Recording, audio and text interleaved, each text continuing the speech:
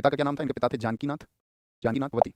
तो कटक में ये जन्मे और इनके पिताजी शुरुआत से ये चाहते थे कि इनकी स्कूलिंग इस तरह से हो कि कल को ये यहाँ पर आईसीएस सर्विसेज में जाएँ। आप जानते होंगे आज भी देश में यूपीएससी की परीक्षा को साथ ही आप जानते होंगे एक विशेष परीक्षा माना जाता है।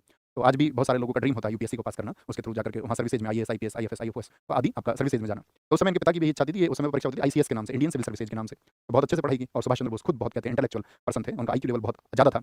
जैसे कि उस समय के कांग्रेस के लीडर्स में कोई भी व्यक्ति ये कहते हैं कि उनसे आगे की दूरगामी सोच नहीं रखता था, उनसे दूरदर्शी कोई भी व्यक्ति उनके समकक्ष नहीं था सुभाष चंद्र बोस जी के। तो वो बचपन से ही इतने मेधावी छात्र थे। तो इतने मेधावी थे कि उन्होंने अपने बचपन के दिनों में, क्योंकि उनकी माताजी उनको बहुत सपोर्ट करती थी, उनकी माताजी का बहुत प्रेम उनको मिला। पिताजी तो आप जानते हैं कि भैया ये परीक्षा तुमको पास करनी है। उन्होंने अपने पिताजी से इच्छा भी जाहिर की कि भाई मैं इस परीक्षा को नहीं देना चाहता, मैं देश सेवा करना चाहता हूँ। तो उनके पिताजी ने कहा इससे अच्छी देश सेवा क्या होगी, ब्रिटिशियर्स की सरकार है और यहाँ पर उनके थ्रू आप जाकर के और यहाँ जो सुधार के कार्य हैं उनको करें। लेकिन उनका मानना क्या था कि अगर हम आईसीएस में जाएंगे तो हमको अंग्रेजों के आदेशों का पालन करना पड़ेगा, और यदि या तो हम अंग्रेजों के आदेशों का पालन कर सकते हैं या आपका राष्ट्र सेवा कर सकते हैं, क्योंकि उस समय पर ये दोनों चीजें एकदम विपरीत थी। अंग्रेजों के चापलूसी करने का मतलब, उनके आदेशों का पालन करने का मतलब होता था भारतीयों पर अत्याचार के कार्यक्रम को सुनियोजित करना या उसको आगे चलाना, सही ढंग से चलाना। तो दोनों चीजें मतलब एक दूसरे के अपोजिट डायरेक्शन में थी। तो उनकी माताजी उनको बहुत प्रेरणा देती थी, शुरुआत से कहते हैं कि अपने स्कूल के दिनों में ही सुभाष चंद्र बोस ने अरविंदो घोष और स्वामी विवेकानंद जी ने जो पुस्तकें लिखी थी उनको पढ़ लिया था। आप समझ रहे हैं, अपने स्कूल के दिनों में। अब आप मुझे बताएं किसी एक पुस्तक का नाम, स्वामी विवेकानंद जी की कौन सी एक पुस्तक है जिसको उन्होंने पढ़ा होगा? तो यानी कि ये इसको पढ़ चुके थे, ठीक है। तो इसके बाद में देखेंगे यहाँ पर बहुत सारी जो प्रचलित पुस्तकें थी। इसके बाद में क्या होता है, वो परीक्षा की घड़ी आती है, 1919 में इनको लंदन भेजा जाता है और 1920 में इन्होंने आईसीएस परीक्षा पास की। आईसीएस परीक्षा पास की। कब की थी, किस वर्ष में? 1920 में। 1920 में क्या बोलेंगे, पास्ड द एग्जामिनेशन ऑफ, थे जो पहले से पास कर चुके थे, लेकिन इनसे अच्छी रैंक किसी की नहीं आई थी, अब तक किसी भारतीय के द्वारा प्राप्त सबसे अच्छी रैंक थी, ठीक है। तो एक ही वर्ष में इन्होंने इसको पास कर लिया था, एक ही वर्ष में 1919 में लंदन गए तो वहीं होती थी परीक्षा, और बाद में क्या बोलेंगे 1921 में नौकरी छोड़ दी। 1921 में नौकरी छोड़ दी। तो ये वाली बात हुई ना, मैं पाकर अगले ही पल न त्याग दूं तो कहना था उनका। इनके भाई का नाम था शरत चंद्र बोस। भाई का नाम था शरत चंद्र बोस। और शरत चंद्र बोस को ये पत्र लिख करके कि भाई हम इस नौकरी को नहीं कर सकते हैं, ठीक है। ज्वाइन हुए कुछ ही दिन हुए थे, कुछ ही दिन, पद भी नहीं संभाला था। तो क्या बोलेंगे, इनके पिताजी ने इनसे कहा कि भाई तुमको जो है इतना यार बंगला मिलेगा रहने के लिए। आप जानते होंगे आज भी देखिए कितनी फैसिलिटीज मिलती हैं जो लोग यूपीएससी परीक्षा को पास करते हैं। तो इनसे कहा गया कि भाई आपको इतनी सारी चीजें सुविधाएं मिल रही हैं, तो इन सुविधाओं को तुम छोड़ करके क्या प्राप्त कर लोगे? लेकिन कहते हैं ना, जो देशभक्त लोग होते हैं, जो जुनूनी लोग होते हैं, जिनको देश से प्रेम होता है और उनके लिए दुनिया में फिर कोई और बड़ी चीज नहीं हो सकती देश प्रेम के मुकाबले, तो उन्होंने उस देश प्रेम को चुना। अब मुझे बताइए 1921 में कौन सा आंदोलन चल रहा था देश में? तो उस समय पर चल रहा था असहयोग आंदोलन। तो ये असहयोग आंदोलन में जाकर के शामिल हो गए, असहयोग आंदोलन में शामिल हुए और वहीं पर इनकी जो मुलाकात हुई वो चित्तरंजन दास जी से हुई, जिनको इन्होंने अपना राजनीतिक गुरु माना था। तो ये तो सब जानते हैं, हम आपको बता चुके थे, सुभाष चंद्र बोस जी के राजनीतिक गुरु हैं चित्तरंजन दास। आपको याद होगा इन्हीं दिनों में 1922 में गया अधिवेशन के बाद में उन्होंने एक पार्टी बनाई थी अपनी। बताइए जरा उस पार्टी का क्या नाम था? उस पार्टी का क्या नाम था?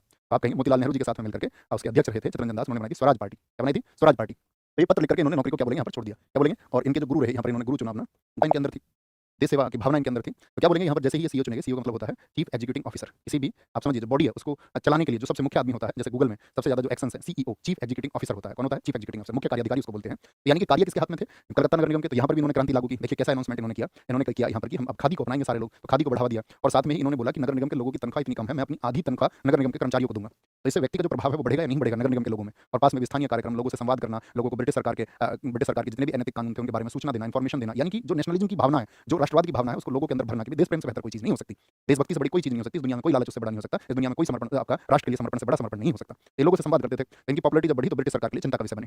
और याद रखना 1924 के बाद में ब्रिटिश सरकार इनको गिरफ्तार करती रही बार बार। ये जेल में जाते थे, गांधी जी वाली पॉलिसी पे अनशन भी करते थे, ब्रिटिश सरकार इनको छोड़ती थी, फिर बाहर आकर के यही कार्यवाही करते थे। यानी कि इस दौरान ये 8 से 9 बार गिरफ्तार हुए, 8 से 9 बार। और बाद में इनकी पॉपुलरिटी कलकत्ता में इतनी बढ़ती रही कि 1930 में ये कलकत्ता नगर निगम के मेयर बन गए। 1930 में क्या बने? ये मेयर बने। यही कार्य रहा इनका बंगाल के, वहाँ पर लोगों के अंदर राष्ट्रवाद को पैदा करना 1930 में। अब आपने एक चीज देखी होगी, ये गांधी जी की विचारधारा के पक्ष में थे या इनके मतभेद थे थॉट्स को लेकर के? तो देखिए यहाँ पर आपको बड़ा साइंटिफिक तरीके से थोड़ा सोचना पड़ेगा। गांधी जी और सुभाष चंद्र बोस जी के बीच में जो मतभेद थे, क्योंकि गांधी जी और सुभाष चंद्र बोस जी के बीच में जो मतभेद थे, क्योंकि गांधी जी अभी वर्तमान स्थितियों पर विचार करते थे कि देश में जनता क्या चाहती है। और कई बार आपने देखा होगा गांधी जी को अपने निर्णय बदलने पड़ते थे वर्तमान हालातों के चलते हुए। आपका चाहे असहयोग आंदोलन हो, उसकी स्थितियां बाद में आपने देखी, गांधी जी ने उसको क्या बोला कि अब हम इसको, इसका वो फर्क नहीं हमको देखने को मिल रहा है, अब हमको लगान देना बंद करना पड़ेगा और हम एक सप्ताह का टाइम देते हैं, सविनय अवज्ञा शुरू करेंगे। तो वहीं पर एक छोटी सी घटना हो गई आपका चोरी चोरा, और उसकी वजह से गांधी जी ने कहा कि अहिंसा हो चुकी है, अहिंसा हो चुकी है, इस आंदोलन को हम बंद करते हैं। समझना आप बात को, है ना। तो इसके बाद में आपको याद होगा सविनय अवज्ञा किस वर्ष शुरू हुआ था? सविनय अवज्ञा, तो सविनय अवज्ञा शुरू हुआ था 1930 में। तो 1930 में जब सविनय अवज्ञा आपका शुरुआत में चल रहा था, दांडी मार्च सफल रहा, बहुत सारे लोगों का उत्साह था उसमें। और लेकिन धीरे धीरे क्या हुआ था उसमें, आप जानते हैं उसके बाद में क्या हुआ था कि वेब मिलर ने जो पत्रकारिता की उससे ब्रिटिश सरकार पर दबाव आया, एक दबाव उत्पन्न हुआ। उस परिसर की वजह से इरविन गांधी समझौता हुआ 5 मार्च 1931 को, जिसको हमने दिल्ली पैक्ट आपको समझाया था।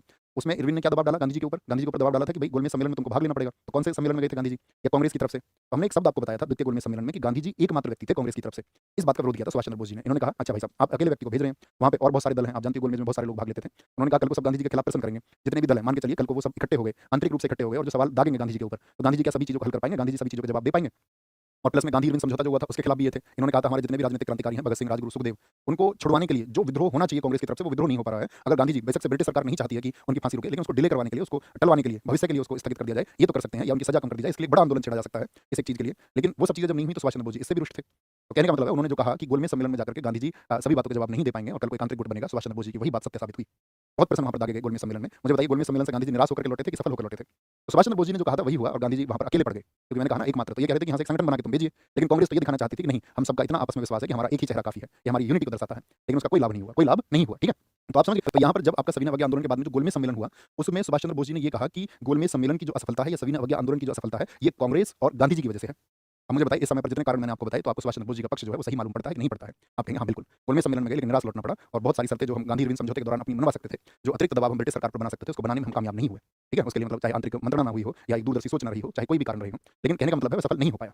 तो जब सफल नहीं हो पाए तो इस दौर में फिर इनके सुभाष जी ने आगे बढ़े 1930 की बात करें, इस समय पर इन बुक्स थी 1934 तक का इतिहास है, 1919 से 1934 तक का। लिखी इन्होंने इसको 1934 में ही था। तो इनकी बुक्स थी, एक बुक है इनकी the Indian Pilgrim, the Indian report, 28 मई की नेहरू रिपोर्ट आप सबको पता होगा। तो ये हम आपको पढ़ा चुके हैं नेहरू रिपोर्ट। मुझे बताइए क्या नेहरू रिपोर्ट के मुद्दे पर, जब नेहरू रिपोर्ट आने की बात थी और जब नेहरू रिपोर्ट में डोमिनियन की बात की गई थी कि हमको डोमिनियन स्टेटस चाहिए, तो नेहरू जी और आपका सुभाष चंद्र बोस जी ने एक अलग पार्टी बना ली थी। अगर आपको ध्यान हो, इंडियन इंडिपेंडेंस लीग नाम से, उन्होंने कहा था नहीं हम तो डोमिनियन स्टेटस की बात को नहीं मानेंगे, हमको तो कंप्लीट इंडिपेंडेंस चाहिए, पूर्ण स्वराज चाहिए। तो पूर्ण स्वराज की बात पर क्या हुआ था, सुभाष चंद्र बोस और नेहरू जी अलग हो गए थे और एक अलग पार्टी बना ली थी। फिर बाद में गांधी जी ने उनको जाकर के मनाया था, गांधी जी ने कहा था कि नहीं, हम आपका ब्रिटिश सरकार को 1 वर्ष का समय देते हैं और 1929 का जब हमारा अधिवेशन होगा, लाहौर अधिवेशन, तब हम पूर्ण स्वराज का प्रस्ताव रख देंगे। हम सब करके बताएं एक बार की इतनी बातें क्लियर थी, ये वही चीज़ हम करते थे। लेकिन उसके बावजूद भी इनको अध्यक्ष चुना गया। तो आप समझ रहे हैं इनकी मतलब कितनी पॉपुलरिटी रही होगी उस समय पर, इनके पक्ष में कितने समर्थक लोग रहे होंगे, इनकी नीतियों के, इनकी सोच के कितने लोग इनके समर्थक रहे होंगे। तो आप कहें हाँ जी बिल्कुल रहे होंगे, तभी तो अध्यक्ष पद तक पहुंचे। अगला वर्ष आता है, अब इनकी नीति आप जानते हैं, यही समय है कि हथौड़ा बहुत गर्म है, हमको चोट मार देनी चाहिए, ब्रिटिश सरकार युद्ध में विजयी, और यहाँ पर अगर हम एक मास मूवमेंट चलाते हैं तो ब्रिटिश सरकार को घुटने पर लाया जा सकता है और हम जो चाहे वो शर्त मनवा सकते हैं। गांधी जी ने क्या कहा इसके बदले में? गांधी जी ने कहा नहीं, अभी हमारे यहाँ पर ब्रिटिश शासन है और ये एकदम से अपने शासक का साथ न देना एकदम से अनैतिक बात है, ये नीतियों के विरुद्ध बात है। उन्होंने कहा कि गांधी जी ने कहा कि हमारा लक्ष्य जो है वो आपका पूर्ण स्वराज, पूर्ण स्वतंत्रता है, जो कि एक पवित्र लक्ष्य है और उसके लिए जो मार्ग है वो भी पवित्र होना चाहिए। लेकिन सुभाष चंद्र बोस जी ने क्या कहा कि हमारा लक्ष्य तो पवित्र है, लेकिन उसको प्राप्त करने के लिए जो मार्ग है वह हिंसा और अहिंसा दोनों से होकर के भी यदि गुजरता है तो उसको गुजरने दिया जाए। बस हमको अपना जो लक्ष्य है अभी इस देश के लिए जो जरूरी है वो चीज़ हमको करनी चाहिए। तो दोनों के मतभेद हो गए बहुत ज़्यादा और इस समय पर कांग्रेस के चुनाव भी हुए 1939 के त्रिपुरी अधिवेशन में। तो त्रिपुरी अधिवेशन में गांधी जी बिल्कुल नहीं चाहते थे कि सुभाष चंद्र बोस की जो नीतियां हैं तो ये सुभाष चंद्र बोस फिर से अध्यक्ष बने। तो गांधी जी ने अपने कैंडिडेट को, यहाँ पर बताइए कौन चुनाव लड़ा था, हमने आपको सब बताया था। यहाँ पर गांधी जी के खिलाफ कौन, सॉरी, सुभाष चंद्र बोस जी के खिलाफ कौन चुनाव लड़ा था, यहाँ वर्सेज में था पट्टाभी सीतारामैया। गांधी जी ने कहा कि अगर बी पट्टाभी सीतारामैया की हार हो गई तो वह मेरी हार मानी जाए। अब आप समझिए क्या बी पट्टाभी सीतारामैया की हार हुई या नहीं हुई? बिल्कुल हार हुई। 1377 वोट मिले बी पट्टाभी सीतारामैया को और वहीं पर 1580 वोट मिले सुभाष चंद्र बोस जी को। और पहली बार यह हो रहा था कि सर्वसम्मति से अध्यक्ष चुने जाते थे हमेशा। पहली बार चुनाव होना पड़ा कांग्रेस के अंदर और उस चुनाव में भी गांधी जी द्वारा समर्थित उम्मीदवार की हार हो गई। तो इस समय पर सुभाष चंद्र बोस जी की देश में जो इमेज थी वो गांधी जी के पैरेलल थी। गांधी जी के पैरेलल उनकी इमेज बन गई थी और उतने ही शक्तिशाली रूप से उनको देखा जाता था। सुभाष चंद्र बोस जी को उस समय पर ये और था, आप समझिए। ठीक है? और ये एकदम सत्य बात है। तो फिर क्या किया इन्होंने कि भाई ये तो आपका अध्यक्ष बन चुके हैं, तो यहाँ पर कांग्रेस के संकट के दिन थे, इसलिए इसको कहा जाता है कांग्रेस का त्रिपुरी संकट। क्या बोलते हैं इसको? कांग्रेस का त्रिपुरी संकट। उन्होंने देखा कैसे रोका जाए। क्या हुआ था उस समय पर जो कांग्रेस की आपका जो राष्ट्रीय कार्यकारिणी थी, नेशनल एग्जीक्यूटिव होती है हर पार्टी की, तो नेशनल एग्जीक्यूटिव के बहुत सारे लोगों ने क्या किया, अपना इस्तीफा दे दिया और साथ में एक कहा कि अब एक आपका एक सलाह परिषद भी बनेगी, एक सलाह समिति भी बनेगी और कांग्रेस के अध्यक्ष को जो कुछ भी काम करना है वो पहले सलाह समिति के पास भेजना पड़ेगा। सलाह समिति यदि उसके लिए मेजोरिटी से कहेगी तो ही वो चीज़ें जो है आपका लागू होंगी। और सलाह समिति में इन्होंने उन लोगों को रखा जो सुभाष चंद्र बोस जी के खिलाफ थे। सुभाष चंद्र बोस जी ने कहा कि भैया तुम तो काम नहीं करने देना चाहते हो, हम इस पार्टी से इस्तीफा दे देते हैं। क्योंकि उन्होंने कहा मेरा जो लक्ष्य है मैं उसको प्राप्त करूंगा। अब उसके लिए रास्ता हो सकता है कोई और हो, यदि मेरा रास्ता यहाँ से होकर के नहीं निकलता है तो किसी और रास्ते का निर्माण हम करेंगे। जीवन में व्यक्ति यही तो सोचता है। आपके सामने यदि किसी मार्ग में बाधाएं आएंगी तो या तो आप उन बाधाओं से लड़ोगे और जब आपको लगेगा कि बाधाओं से आप नहीं जीत सकते हैं तो कोई अन्य मार्ग आपको चुनना पड़ेगा। यही जीवन का सिद्धांत भी है, यही फिलॉसफी है। तो उन्होंने क्या किया फिर यहाँ पर, तो यहाँ पर उन्होंने क्या बोलेंगे, इस्तीफा दे दिया। त्रिपुरी के बाद में क्या बोलेंगे, जो बोस जी थे उन्होंने त्याग पत्र दे दिया। बोस ने जो त्याग पत्र, देखो कांग्रेस का भी वही लक्ष्य है, हमारा भी वही लक्ष्य है, तो एक नया संगठन बना लेते हैं। तो यहाँ पर इसी वर्ष इन्होंने 1939 में फॉरवर्ड ब्लॉक नाम की एक संस्था अच्छे से कि एक ऐसा व्यक्ति जो आईसीएस परीक्षा छोड़ करके, ऐसे लालचों को छोड़ करके देश भक्ति के लिए देश के लिए समर्पित है और साथ में दूरदर्शी है। उस समय बहुत अंग्रेज अधिकारी जानते थे कि इनका आईक्यू बहुत जबरदस्त है, बहुत आगे तक का सुभाष चंद्र बोस जी सोच पाते हैं। क्योंकि सुभाष चंद्र बोस जी अपनी निजी योजनाओं को किसी को नहीं बताते थे, जो उनकी योजनाएं होती थी। उनके खास व्यक्ति थे प्रेम सिंह यादव जी, वो विश्वास ही उनके ऊपर करते थे। प्रेम सिंह यादव वही उनके अंदर रक्षक थे, उनको कोई संदेश कहीं भेजना होता था प्रेम सिंह यादव जी से, और अंतिम समय तक उनके साथ रहे प्रेम सिंह यादव जी। तो नेताजी किसी के ऊपर विश्वास नहीं करते थे, ठीक है? उनको पता था कि यार मेरी चीजें जो है लीक हो सकती हैं। तो ब्रिटिश सरकार ने यहाँ पर इनकी निगरानी शुरू की और इसके बाद में क्या बोलेंगे, इनको गिरफ्तार कर लिया गया। गिरफ्तार हुआ तो भारत में एक एक्ट लागू हो गया था, डिफेंस ऑफ इंडिया एक्ट। युद्ध के समय पर अक्सर सरकारें लागू कर देती हैं, जैसा कि फर्स्ट वर्ल्ड वॉर के समय भी ब्रिटिश सरकार ने लागू किया था। तो युद्ध की स्थिति में होती है आपातकालीन स्थिति में, तो उस आपातकालीन स्थिति में इनको जो गिरफ्तार किया गया वो डिफेंस ऑफ इंडिया एक्ट के तहत इनको गिरफ्तार किया गया। ये ब्रिटिश सरकार के विरुद्ध कोई आपका योजना बना रहे हैं। अब इनको गिरफ्तार करके भेजा गया जेल, तो जेल में इन्होंने अनशन शुरू कर दिया। अब चूंकि ये बहुत बड़े नेता थे उस समय पर, तो ब्रिटिश सरकार के ऊपर दबाव बना, तो ब्रिटिश सरकार ने बोला यार इसका इंतजाम ये है कि इनको इनके घर में नजरबंद रखा जाए। इनके घर में यानी कोलकाता में इनको क्या कर दिया जाए, डिटेन करके रखा जाए, डिटेन करके। तो भैया वहाँ कोलकाता में इनको इनके घर पे रखा गया, कोलकाता में नजरबंद रखा गया और फिर ये वहाँ पर सोचते रहे कि यार क्या किया जाए, क्योंकि आपका 1940 का वो समय था जब इनको रिलीज किया गया और 1901 साल हो चुका था यहाँ पर, 1 वर्ष पूरा। 1941 में एक दिन ऐसी योजना बनी कि 1941 में ये फरार हो गए अपने घर से। 1941 में यहाँ पर बहुत क्वेश्चन पूछे जाते हैं कि जब वो अपने घर से फरार कर दिया गया, जब उन्होंने अनशन किया और फिर उसके बाद में उनको नजरबंद किया गया, नजरबंदी से क्या हो गए, वो यहाँ से डिटेंशन से वो फरार हो गए कब, 1941 में। अब इनके दिमाग में एक विजन था कि सेकंड वर्ल्ड वॉर चला हुआ है, तो इनको मुलाकात करनी थी किससे, हिटलर से इनको मुलाकात करनी थी, ठीक है? और हिटलर से मुलाकात के लिए इनको कहाँ पहुंचना पड़ेगा, जर्मनी पहुंचना पड़ेगा। तो जर्मनी के लिए इन्होंने यहाँ से फरार होकर यात्रा शुरू की, अपनी यात्रा शुरू की। तो कहाँ गए, भारत से काबुल, मतलब पेशावर होते हुए गए थे लेकिन मेजर जगह भारत से पहुंचे काबुल, ठीक है? काबुल से पहुंचे थे मास्को, कुछ समय के लिए वापस ईरान की तरफ आए थे और फिर आपका रूस यूरोप होते हुए फिर पहुंचे थे कहाँ पर, आपका मास्को के बाद में कहाँ पर पहुंचे थे, आपका जर्मनी ऐसे पहुंचे यात्रा में। और इस यात्रा के दौरान इन्होंने क्या किया था, इस यात्रा के दौरान यहाँ पर भारत से जो काबुल गए थे, ये गए थे मोहम्मद जियाउद्दीन के वेश में। एक इनके दोस्त थे उत्तम, वो इनके साथी बनकर के गए थे मोहम्मद जियाउद्दीन के वेश में। एक अवतार जी थे, वो भी उन्होंने भी इनका सहयोग किया था, सॉरी विशेष लिख दिया मैंने। मोहम्मद जियाउद्दीन के भेष में, यानी भेष बदल के गए, एक मुस्लिम व्यक्ति का भेष इन्होंने धारण कर लिया, ठीक है? और साथ में गूंगे बन गए, गूंगे, ताकि बोले तो कोई पहचानेगा, और अगर गूंगे ही बन जाएँगे तो कोई क्या पहचानेगा? भेष बदल ही लिया है। काबुल पहुँच गए, चूँकि इनके पीछे इंटेलिजेंस लगी हुई थी सारी, तो यहाँ पर ऑरलैंडो मेजेटा के नाम से, काबुल से जो मॉस्को गए, तो यहाँ किस नाम से गए थे? Orlando, Germany. तो जर्मनी में इनकी जो बात थी किससे थी? करनी थी इनको हिटलर से मुलाकात इन्होंने की। उसका तो बड़ा ज़बरदस्त किस्सा भी बताया जाता है कि हिटलर ने अपने बहुत सारे क्लोन बना रखे थे, और किसी एक क्लोन ने आकर के इनसे पूछा, हाँ जी बताइए क्या बात है? तो इन्होंने उसको जवाब नहीं दिया। बहुत सारे लोग उस बात को ये कहते हैं कि वो प्रतीकात्मक कहानी है, उस बात का कोई ऐतिहासिक तथ्य या सबूत या प्रमाण नहीं है।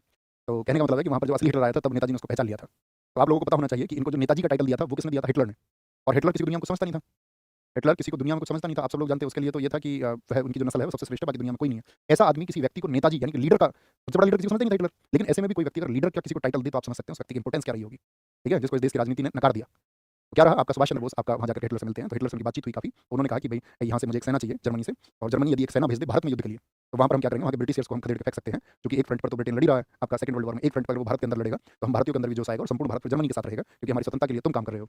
तो उस वहाँ पर नेताजी से हिटलर ने कहा कि अभी देखिए हमारे साथ में अभी जापान है, और यदि हम जर्मनी से सेनाएँ भेजेंगे तो बहुत दूरी हो जाएगी, और जर्मनी से, क्योंकि यूरोप से भारत की दूरी ज़्यादा है। तो उन्होंने कहा आप एक देखिए जापान की जो सेनाएँ हैं ना, वो बढ़ के आपका साउथ एशिया में पहुँच चुकी हैं। आपको पता होना चाहिए मलेशिया, सिंगापुर, बर्मा, यहाँ सब तक धीरे-धीरे उनकी सेनाएँ आगे बढ़ रही थी। 1942 में पहुँची हालाँकि वहाँ तक। तो 1941 में वो आगे बढ़ती जा रही थी। तो उन्होंने कहा कि भारत की तरफ जापान बढ़ रहा है, तो आपको नेताजी जाना चाहिए जापान। तो आपको जापान जाके मिलना चाहिए और वो आपकी ज़रूर मदद करेंगे। तो इस समय पर सुभाष चंद्र बोस क्या है, उन्होंने कहा ठीक है। जब उनका आश्वासन मिला कि जापान से हमारी मदद होगी, क्योंकि जापान, और एकदम से प्रैक्टिकल बात थी।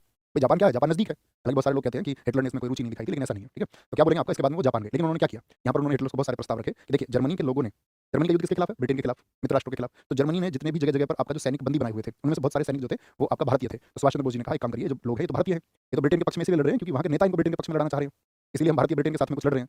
लेकिन अगर इन लोगों को ये याद दिलाया जाए कि भई ये जो लड़ाई है, ये आपके देश के हित की लड़ाई नहीं है, ये तो ब्रिटेन के अपने हित की लड़ाई है, और उस ब्रिटेन के हित की लड़ाई है जिसका प्रधानमंत्री चर्चिल हमसे ये कहता है कि आपको मैंने बताया अटलांटिक चार्टर प्रस्ताव में उसने क्या कहा, पूरी दुनिया में बेशक साम्राज्यवाद लागू नहीं होगा, लेकिन भारत इसका अपवाद होगा, यानी भारत को मुक्त करने के पक्ष में नहीं था बिल्कुल भी चर्चिल। येस और नो?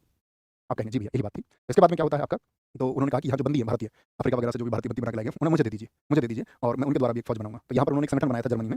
जर्मनी में एक संगठन उन्होंने बनाया था जिसको हम बोलते हैं फ्री इंडिया, और वो नारा बन के उभरा, जय हिंद।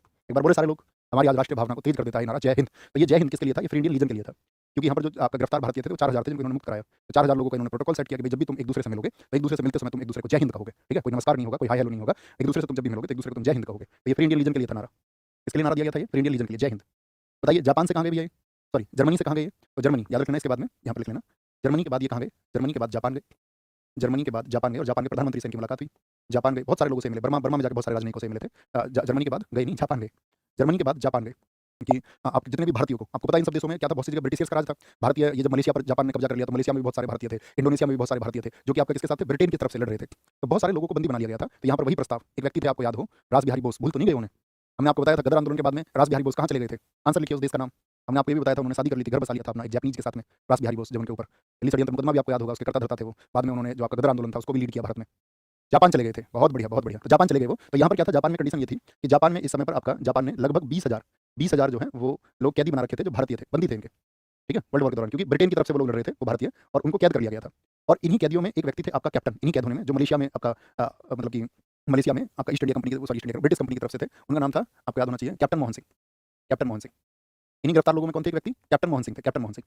तो कैप्टन मोहन सिंह किस सेना का हिस्सा थे? आप लोग जानते हैं ना कि भई जो ब्रिटिश आर्मी थी या ब्रिटिश सेना थी, उसमें बहुत सारे भारतीय ड्यूटी करते थे। क्योंकि यहाँ पर आपके मन में ये प्रश्न आ सकता है कि हम भारतीय तो सेकंड वर्ल्ड वॉर में ब्रिटेन का साथ ही नहीं दे रहे थे, तो ये लोग कौन हैं जो ब्रिटेन का साथ दे रहे थे? तो आपको पता होना चाहिए प्राचीन समय से सेना में, ब्रिटेन की जो सेना थी उसमें भारतीय लोग भर्ती किए जाने लगे थे, और बहुत सारे लोग उसमें अपनी सेवा देते थे। बोले येस और नो? आप कहेंगे हाँ जी, बिल्कुल।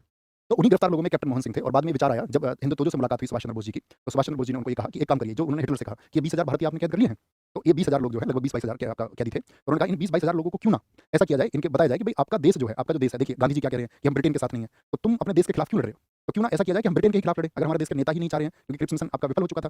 गांधी जी ने कह दिया था लिलित को कि चालाकी को, उन्होंने क्या बोल दिया था, व्यक्तिगत सत्याग्रह चला करके कि बोलो भाई ब्रिटेन के खिलाफ कि हम इस युद्ध में तुम्हारे साथ नहीं है। तो उन्होंने कहा यार सही सजेशन है, ये तो अच्छा प्रस्ताव है, तो क्या ये मानेंगे? क्यों नहीं मानेंगे? क्यों नहीं मानेंगे? एक बात बताइए, ये अगर ब्रिटेन के लिए लड़ सकते हैं, तो ये अगर हम इनके लिए वो चीज़ें, सारी चीज़ें मुहैया कराएँ जो ब्रिटिश सरकार इनको कराती है, तो ये बिल्कुल लड़ेंगे, और साथ में देश के लिए तो इनके लिए भावना भी होगी। जो बेशक से किसी समय पर चलते हुए इनकी मर गई हो भावना, या इनकी आजीविका के लिए इनको कहीं नौकरी करनी पड़ी हो ब्रिटिश सरकार के लिए, लेकिन आज यदि देशभक्ति का विकल्प और साथ में वही सुविधा मुहैया कराई जाए, तो क्यों नहीं ये हमारा साथ देंगे? तो उन्होंने कहा ठीक है, वेरी गुड, आप प्रोसीड करिए, इसको आगे बढ़ाइए। तो यहाँ पर कैप्टन मोहन सिंह वो व्यक्ति थे जिनको ये शुरुआत में जिम्मेदारी मिली थी, लेकिन कैप्टन मोहन सिंह खुद जानते थे कि इसको हम लीड नहीं कर सकते हैं। कैप्टन मोहन सिंह खूब तरीके से परिचित थे सुभाष चंद्र बोस जी से, इसलिए उन्होंने कहा कि इसको तो लीड सुभाष चंद्र बोस करेंगे। हम सब करके बताएं, बात क्लियर आई? बात क्लियर किया, इसमें 20,000 लोग थे। अब जापानियों को ये भी चिंता सताने लगी साथ में, दूसरा साइड देखिए, जापानियों ने सोचा यार 20,000 लोग हैं, और कल को हम भारत की तरफ बढ़ रहे हैं, भारत में जाकर के तो बहुत भारतीय भी इनको मिल जाएंगे, तो कहीं ऐसा ना हो कि ये सेना बहुत बड़ी हो जाए और हमारे लिए ही कल को नुकसान खड़ा कर दे। हो सकता था ना, इसकी भी पॉसिबिलिटीज़ है। तो उन्होंने क्या बोला, इसको कुछ समय बाद में भंग कर दिया। और फिर यहाँ पर जाकर के फिर से मुलाकात की सुभाष चंद्र बोस जी ने तोजो से और उसको बताया कि ऐसा नहीं है, ठीक है। हमारे देश में आप समझते ही हो हमारे वादे जो हैं वो प्राथमिक हैं, ठीक है। मतलब लोगों के ऊपर डिपेंड करता है, बहुत सारे लोगों के नहीं होते, लेकिन जिसके लिए देश के प्रति इसका समर्पण है और वो जो अगर सच्चा व्यक्ति है तो उसका वादा हमेशा सत्य होगा, वो कभी झूठे वादे नहीं करेगा। तो इसके बाद में यहीं पर रास बिहारी बोस जी का नाम आता है। कभी भी पूछे इस INA का पुनर्गठन किसने किया था, इसको रीऑर्गेनाइज किसने किया था, बातचीत करके तो नहीं थे। देखिए कितने वर्ष इनको यहाँ हो गए और इन्होंने ही रास बिहारी बोस ने ही फिर निमंत्रण दिया किसको, सुभाष चंद्र बोस को, कि भैया आप इसको संभालो। इन्होंने निमंत्रण दिया, इनवाइट किया सुभाष चंद्र बोस को, सुभाष चंद्र बोस को किस चीज़ के लिए इनवाइट किया, नेतृत्व के लिए। भाई नेतृत्व तुमको संभालना होगा, नेतृत्व के लिए, नेतृत्व के लिए, ठीक है। और भी कई लोग थे इनके साथ में, लेकिन 2 लोगों के नाम सबसे प्रमुख आते हैं इनके साथ थे। एक आपका उनका नाम था, एक व्यक्ति और थे, उनका नाम था आपका निरंजन सिंह, निरंजन सिंह, वो इनके साथी थे। तो सुभाष चंद्र बोस जी को ये ज़िम्मेदारी मिली, सुभाष चंद्र बोस जी को। तो सुभाष चंद्र बोस जी को जब ये ज़िम्मेदारी मिली तो इन्होंने क्या किया, याद रख लेना 4 जुलाई की बात है, बहुत इंपॉर्टेंट है, डेट पूछी जाती है। 4 जुलाई 1943 को सुभाष चंद्र बोस को कमांड मिली, सुभाष चंद्र बोस को कमांड मिली। सुभाष, इससे पहले इसका नाम आज़ाद हिंद फौज नहीं था, याद रख लेना, आज़ाद हिंद फौज। ये नाम किसने दिया, जब उनको साथी आपका क्या बोलेंगे, कमांड मिली, कमांड मिली, यानी कि Bose Bose got the command. में एक तो रेजिमेंट थी Subhash regiment, Subhash regiment, Subhash regiment. एक थी इसमें गांधी रेजिमेंट, गांधी। एक थी इसमें आज़ाद थे तो शाहनवाज खान, शाहनवाज इसको संभालते थे, शाहनवाज खान। गांधी रेजिमेंट किसके हाथ में थी, ये थी MG कियानी, MG कियानी इसका नेतृत्व करते थे।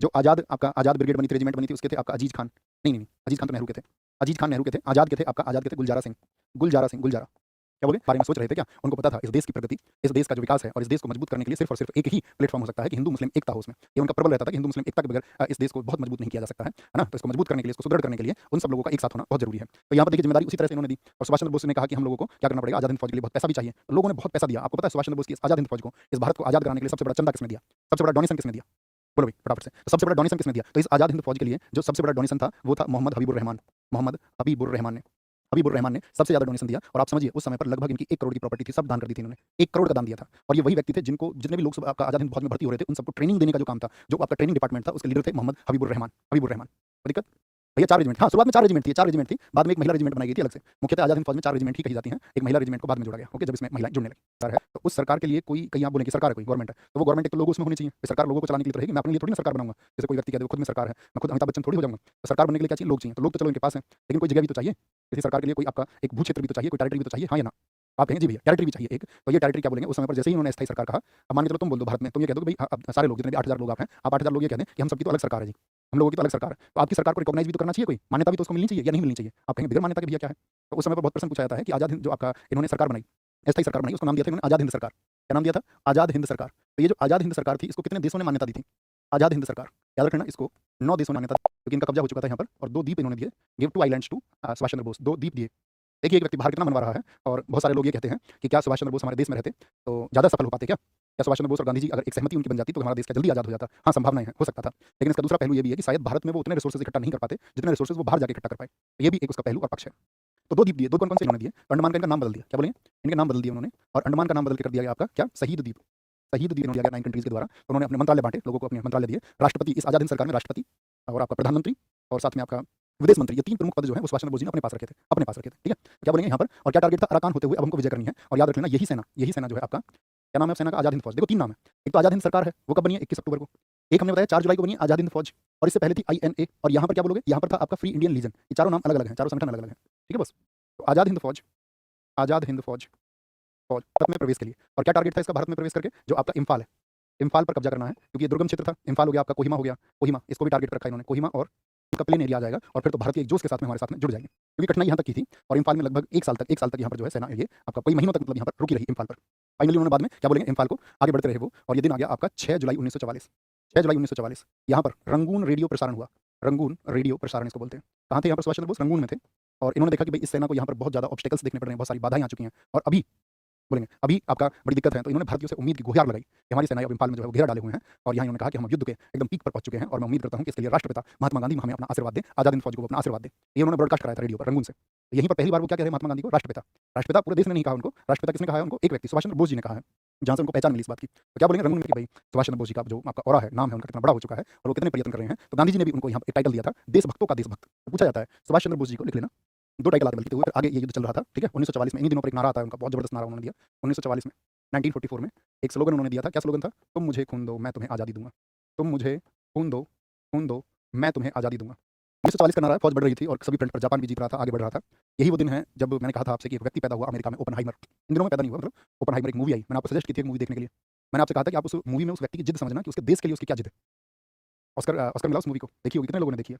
तो उस व्यक्ति का बस ये था कि मुझे परमाणु बम बनाना है, कैसे भी करके। अगर मैंने अपने देश के लिए परमाणु बम बना दिया, तो मेरा देश सबसे ताकतवर हो जाएगा। वो उस व्यक्ति का जुनून है, जो वहाँ पे दिखाया है, कि बस मुझे इस चीज़ में सक्सीड होना है।